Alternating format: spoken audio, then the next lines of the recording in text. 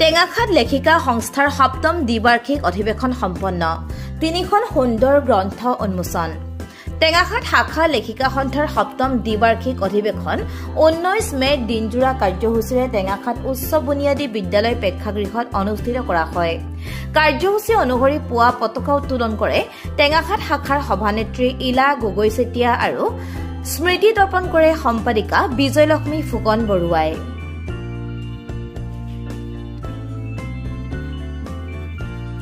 সংস্থাৰ ৫গৰাকী জ্যেষ্ঠ সদস্যই বন্তি প্ৰজ্বলন কৰাৰ পিছতে ১২ৰখনীয়া শোভাযাত্ৰা উদ্বোধন কৰে টেঙাখাত শাখাৰ প্ৰতিষ্ঠাপক সভানেত্ৰী তথা জ্যেষ্ঠ সাহিত্যিক ফুলনি ফুকনে।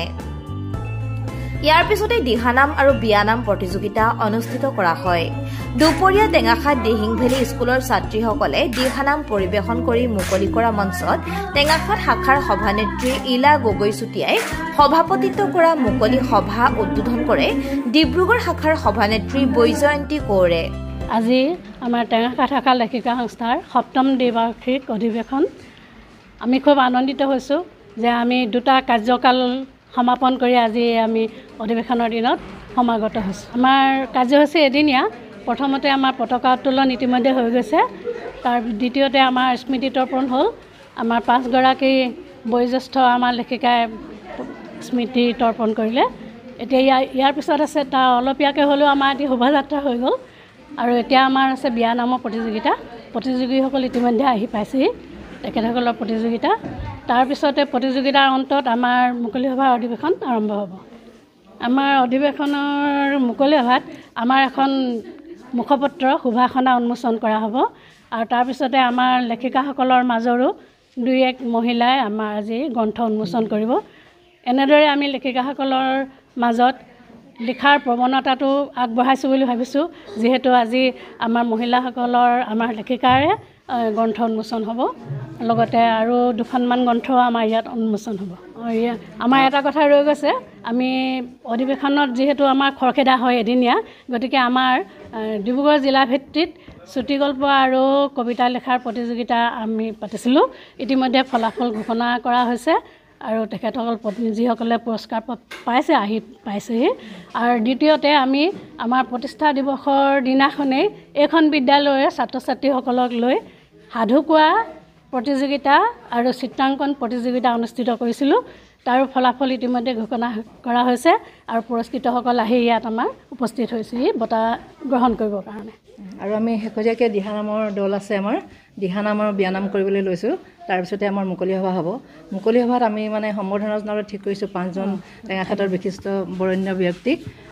তেখেতসকল সাহিত্যিক পেঞ্চনাৰ মোহন সোণোৱাল আৰু আটাইতকৈ আমাৰ গৌৰৱৰ বিষয় আমাৰ প্ৰতিষ্ঠাপক সভানেত্ৰী ফুলনি ফুকন ডাঙৰীয়ানীয়ে লেখিকা সংস্থা অসমৰ পৰা জীৱনজোৰা সাধনা বঁটা লাভ কৰিছে। তেখেতক আমি সম্বৰ্ধনা জনাম আৰু অসম লেখিকা সংস্থাইও সম্বৰ্ধনা জনাব। তাৰপিছতে এজন আমাৰ খেলুৱৈ, তেখেত খুব আন্তঃৰাষ্ট্ৰীয় খেলুৱৈ, তেখেতে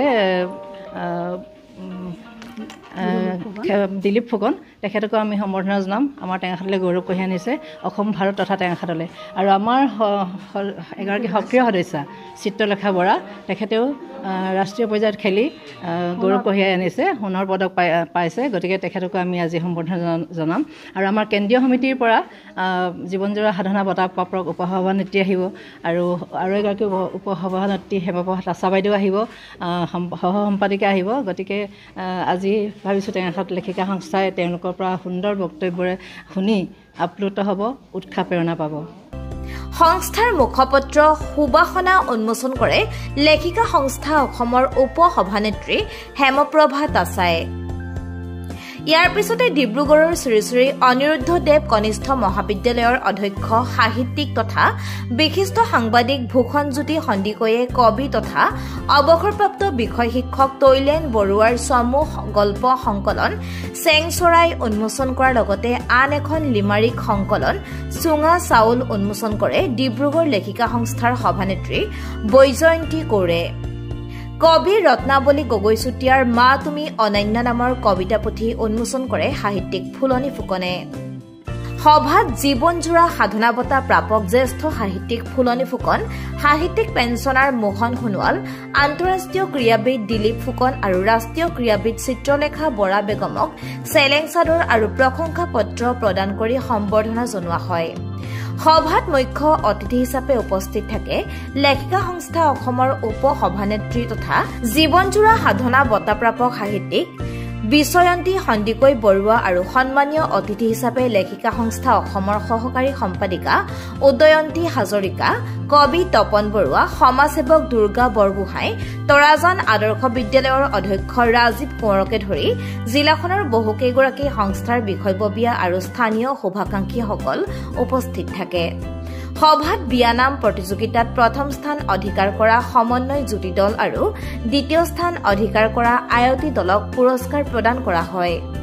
শেষত সভানেত্ৰী ইলা গগৈ চুতীয়াই নিজৰ মন্তব্য আৰু সম্পাদিকা বিজয়লক্ষ্মী ফুকন বৰুৱাই শলাগৰ শৰাই আগবঢ়োৱাৰ পিছতে সভা ভংগ কৰা হয়। News desk report, Tengakhat live. টেঙাখাতবাসীৰ বাবে সুখবৰ। প্ৰতিদিনে পুৱা 9 বজাৰ পৰা নিশা 10 বজা পৰ্যন্ত প্ৰয়োজনীয় ঔষধ যোগান ধৰি ৰোগীসকলক উপকৃত কৰি অহা টেঙাখাত মেডিকোজ নামৰ ঔষধৰ বিপণীত এতিয়াৰে পৰা প্ৰতি শনিবাৰে আবেলি 2 বজাৰ পৰা আৰু দেওবাৰে পুৱা 10 বজাৰ পৰা উপলব্ধ হ'ব অসম চিকিৎসা মহাবিদ্যালয়ৰ কমিউনিটি মেডিচিন বিভাগৰ অভিজ্ঞ চিকিৎসক ডাক্তৰ ফাৰহানা শাহিন হুছেইন। উল্লেখযোগ্য যে এইগৰাকী অভিজ্ঞ চিকিৎসকে বিশেষকৈ জেনেৰেল মেডিচিন, শিশুৰ ৰোগ, অসংক্ৰমিত ৰোগ তথা মাতৃ আৰু শিশু স্বাস্থ্যৰ ওপৰত চিকিৎসা সেৱা প্ৰদান কৰিব। গতিকে পলম নকৰি প্ৰয়োজন অনুসৰি নিৰ্দিষ্ট দিনত ৰোগীসকলে টেঙাখাত মেডিকোজত আহক আৰু অভিজ্ঞ চিকিৎসকৰ উন্নতমানৰ চিকিৎসা সেৱা গ্ৰহণ কৰক। এই ক্ষেত্ৰত আগতীয়াকৈ নাম পঞ্জীয়ন অথবা সবিশেষ জানিবৰ বাবে 9365337898 পুনৰ জনাইছো 9365337898 নম্বৰত যোগাযোগ কৰিব পাৰে।